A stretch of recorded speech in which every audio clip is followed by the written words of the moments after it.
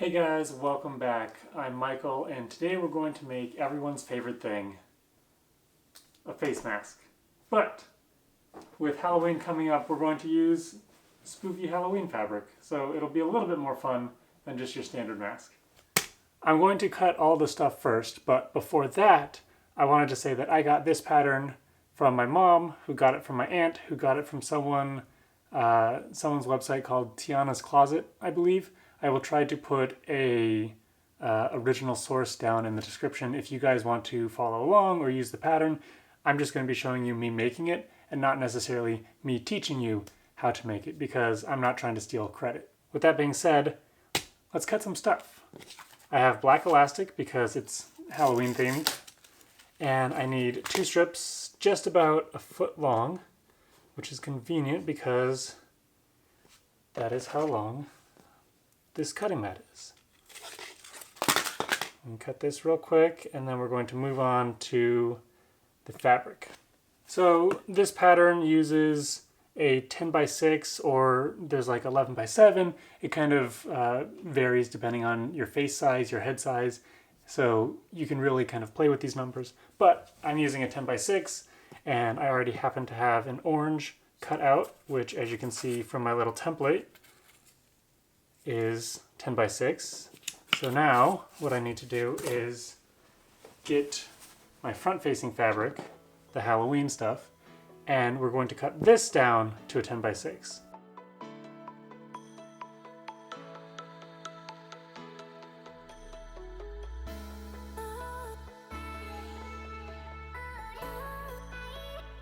And one more thing before we finalize that cut, I use interfacing on these masks because it just gives it a little bit more of structure and kind of thickness. You could put another layer of cloth in between, you could do filters or something, but interfacing is going to work perfect for what we're working on right now. The size I use is 6, which I believe this is, just about 6 by 4, so just cut along there and we will be good. And the last thing we are going to do with our fabric is cut it down to size. So we cut it down to 10 by 6, but now we're going to line these two up, and I'm doing the orange on top because the orange fabric is just slightly smaller than the Halloween fabric, and I want to make sure that when I'm cutting everything, I'm cutting it to the orange size because I can always trim down the Halloween fabric. I can't add more orange back. And we're just going to pin this real quick, just so it stays in place.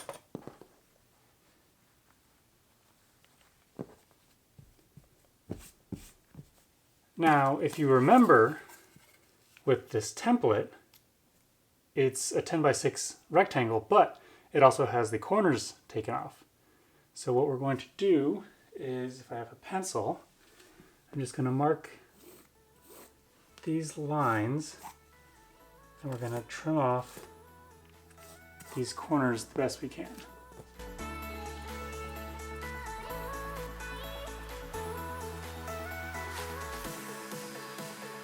So now we're over here at my little ironing setup, and we have a few things to do.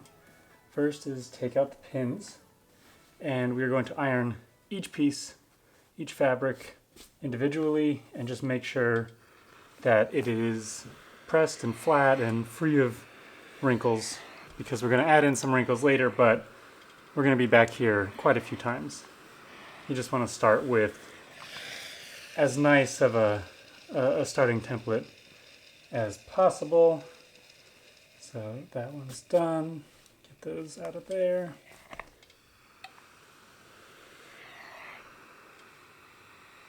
This one next.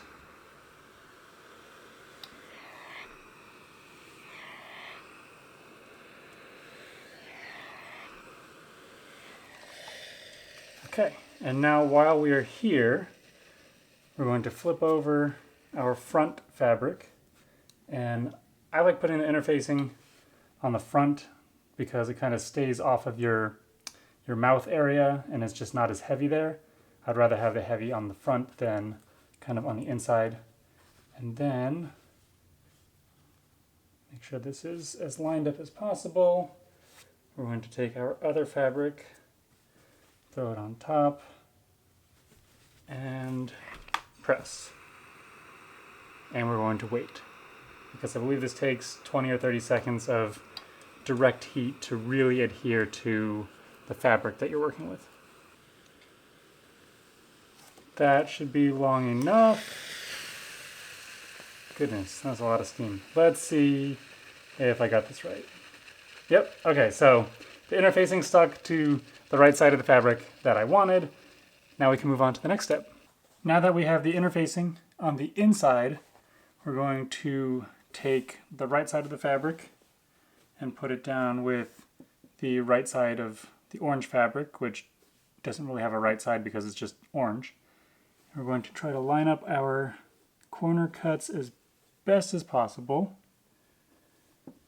because the neater it is now, the neater the final product will be. We're going to do that, and then we're going to pin it all together.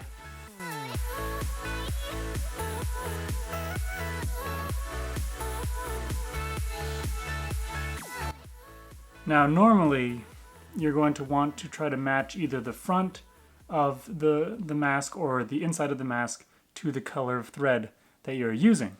In this case, it's Halloween themed, and so I think black will go nicely with it. I also don't have the matching orange or the matching kind of light blue color, so I think black is the most appropriate for this case. I'm just going to have to be really, really careful with my seams and making sure that everything lines up perfectly, or you're going to really, really see any mistakes I make. But now, what we're going to do is just do a standard stitch all the way across around the whole thing, leaving a little bit open right here at the front. And I believe it's about a 1/4 inch seam allowance, but I'm still new at this, I'm still learning. So that may be a little bit more like 1/4 to 1/2.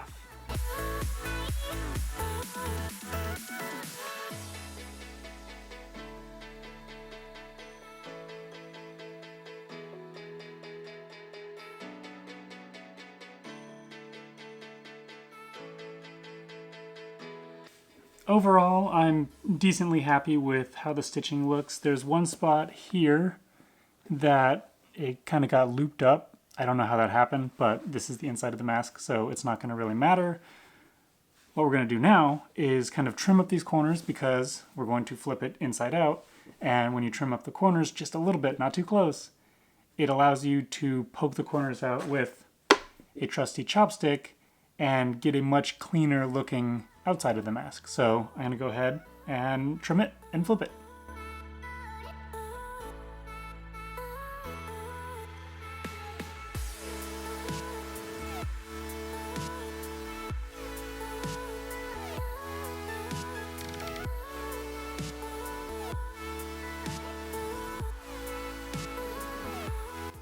And back to ironing. What we're going to do here is basically just iron it flat. It's gotten wrinkles from turning it inside out. We're also going to press all of these seams to make sure that they're as crisp as possible. But the real key here is we have this open pouch on the bottom. We want to press it to be almost, I mean, you're trying to get it as straight as possible, but almost as straight as possible is good enough in my book. So I have this kind of lined up how I like it. It's going to be on the bottom, so it's not super bad if it's not perfect, but here goes nothing. This is the stitch that scares me the most.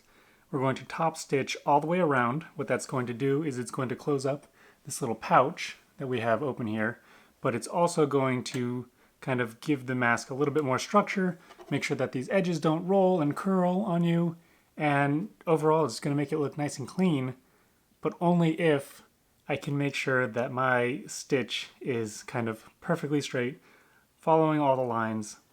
We'll see. I have no idea how well this is going to go, but it doesn't hurt to try.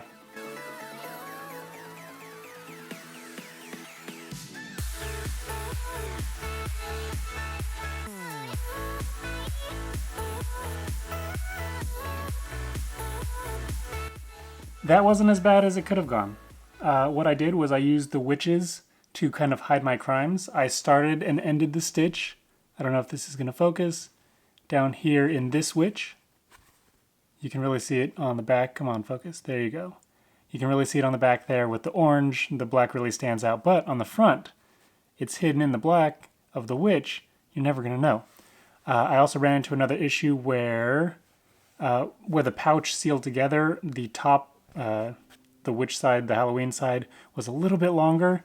And so if you can tell in this witch, there's a little bit of a bump because this top fabric was just slightly longer than the orange fabric. And so it kind of doubled up at one tiny spot, but you'll never be able to tell. Now, it's back to the iron. Oh, you can really see just how bad that kind of start and stop stitch was. But like I said, you're never going to know. It's like it was never there. What we're doing now is we're folding this up and over and folding this down to meet it. And we want, as best as we can, where these two meet to be kind of aligned in the center of the side. This takes a little bit of finagling, and it doesn't have to be too perfect, but the closer you can get it, the better the mask will wear.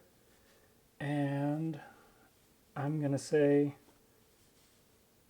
that is decent. And press.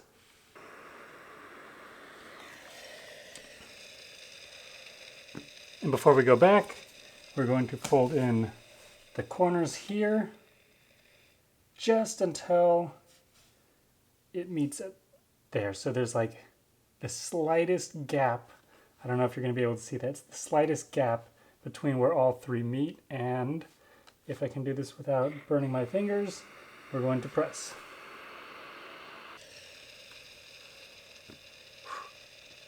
Turn around. Same thing on the other side. This is just making the channel that the elastic is going to fit through, assuming I don't press this too close to the edge.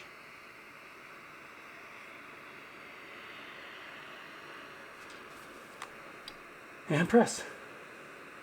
Now we are going to quickly sew just along the top stitch we did. We're going to follow that, kind of hide that we're doing this again. Line it up as best as possible here.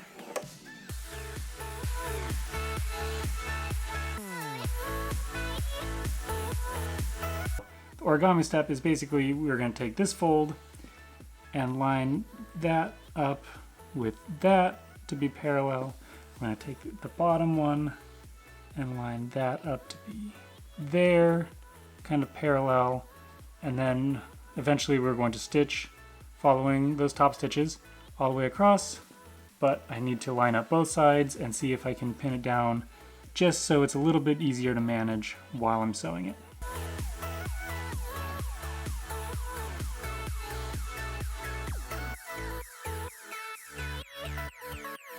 I goofed just a little bit. Maybe I should have just gone out and bought some thread that kind of matched the fabric, because everything looks good on the inside. I followed the lines. It all lines up. You can hardly tell that there's like a bunch of stitches all there. Maybe you can tell a little bit.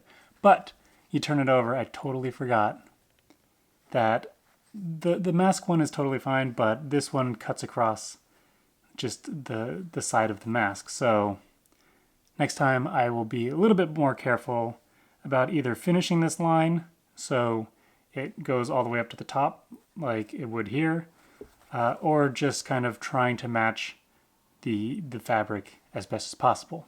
But we are almost done. We are in the final stretch.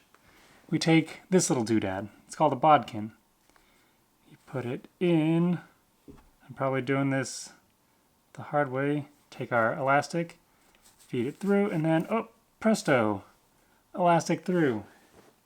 You want to see that again in real time?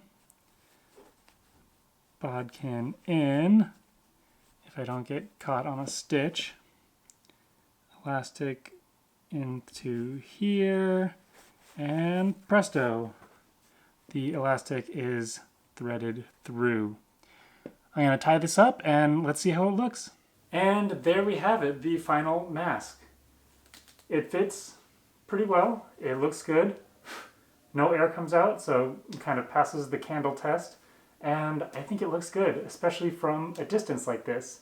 There's a few rookie mistakes that when you look up close, you can obviously tell that I could have been a little bit neater. Now I have the perfect mask to attend my virtual pumpkin patches or virtual haunted houses or the one time a week I leave to go food shopping.